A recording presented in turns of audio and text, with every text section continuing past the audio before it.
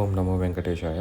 మీరు app open చేసిన వెంటనే ఈ వైకుంఠ ద్వార దర్శనం అనే బ్యానర్ ట్యాప్ చేయకుండా డైరెక్ట్గా ట్రాన్సాక్షన్ హిస్టరీ క్లిక్ చేసి అందులో మీరు సెలెక్ట్ సర్వీసెస్లో ఈడిప్ అనే ఆప్షన్, ఎలక్ట్రానిక్ డిప్ అనే ఆప్షన్ సెలెక్ట్ చేసుకుంటే మీరు లేటెస్ట్గా ఏదైతే ఈడిప్ మీరు వేశారో ఆ ఈడిప్ కింద డిప్ స్టేటస్ అని కనపడుతుంది.